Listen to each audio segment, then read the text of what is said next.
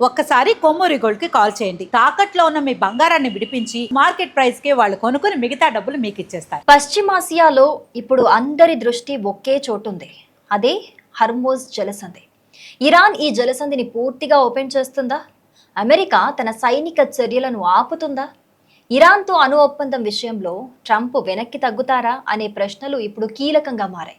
అయితే ఈ మొత్తం వ్యవహారంలో అందరి దృష్టిని ఆకర్షిస్తున్నది మాత్రం అమెరికా అధ్యక్షుడు డొనాల్డ్ ట్రంప్ చేసిన తాజా వ్యాఖ్యలు.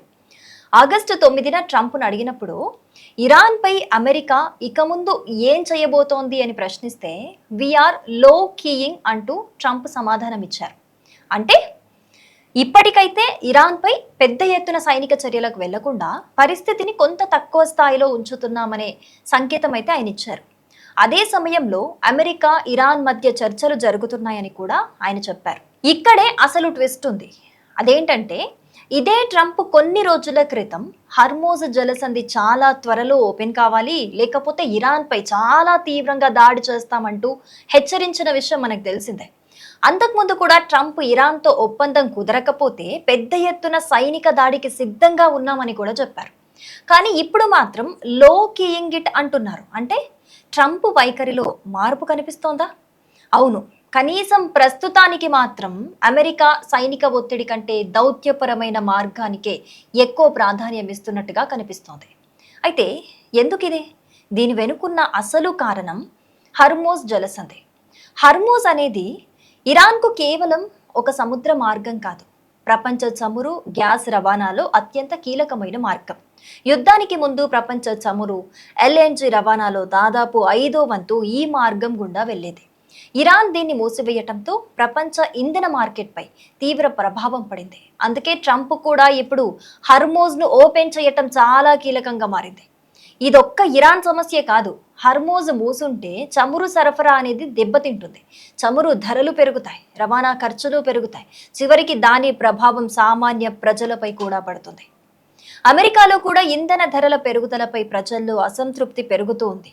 ఇక నవంబర్లో అమెరికాలో మిడ్ టర్మ్ ఎన్నికలున్నాయి. అంటే ట్రంప్కు ఇప్పుడు యుద్ధాన్ని కొనసాగించడం కంటే నేను యుద్ధాన్ని ఆపాను, హర్మోజ్ను ఓపెన్ చేయించాను, చమురు సరఫరాను సాధారణ స్థితికి తీసుకొచ్చాను అని చెప్పగలగటం రాజకీయంగా కూడా చాలా ఉపయోగపడుతుంది. ఇదే సమయంలో ట్రంప్కు మరో సమస్య కూడా ఉంది. అమెరికా ఇరాన్ యుద్ధం మొదలైనప్పటి నుంచి ట్రంప్ పదే పదే కఠినమైన మాటలు చెప్తూ వచ్చారు.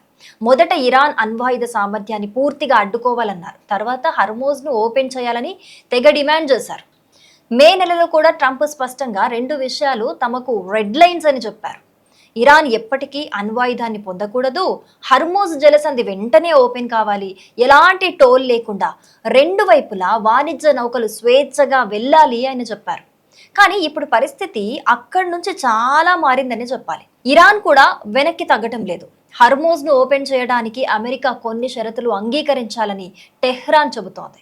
యుద్ధంలో జరిగిన నష్టానికి పరిహారం ఇవ్వాలి, అలాగే అమెరికా విధించిన నౌకాదళ దిగ్బంధాన్ని ఎత్తివేయాలి, ఇరాన్పై ఉన్న ఆంక్షలను తొలగించాలి, సీజ్ చేసిన ఆస్తులను విడుదల చేయాలి, అమెరికా సైనిక బెదిరింపులను ఆపాలి. ఇలా ఇరాన్ భారీ డిమాండ్ల జాబితానే పెట్టింది. అయితే ఇక్కడ మరో ఆసక్తికరమైన విషయం ఉంది. అదేంటంటే ఇరాన్ ఓమన్ మధ్య హర్మోజ్లో కొత్త షిప్పింగ్ లేన్లకు సంబంధించిన ఒప్పందం చివరి దశలో ఉందని ఇరాన్ విదేశాంగ మంత్రి అబ్బాస్ అరాగ్చి చెప్పారు. అంటే హర్మోజ్ను పూర్తిగా సాధారణ స్థితికి తీసుకురావడానికి ఒక మార్గం మాత్రం కనిపిస్తోంది. కానీ ఒప్పందం చివరి దశలో ఉంది అంటే హర్మోజ్ వెంటనే ఓపెన్ అవుతుంది అని కాదు. ఇరాన్ స్పష్టంగా చెబుతోంది అమెరికా తమ షరతులు నెరవేర్చిన తరువాతే జలసంధి పూర్తిగా తెరుచుకుంటుంది అని. అందుకే ట్రంప్ ఇప్పుడు సైనిక చర్యలను కొంత తగ్గిస్తూ చర్చల ద్వారా ఇరాన్ను ఒప్పించే ప్రయత్నం చేస్తున్నట్టుగా అయితే మనకు కనిపిస్తోంది. మరి ఇక్కడే అసలు ప్రశ్న ఉత్పన్నమవుతోంది. ట్రంప్ అణు ఒప్పందం విషయంలో నిజంగానే వెనక్కి తగ్గుతారా?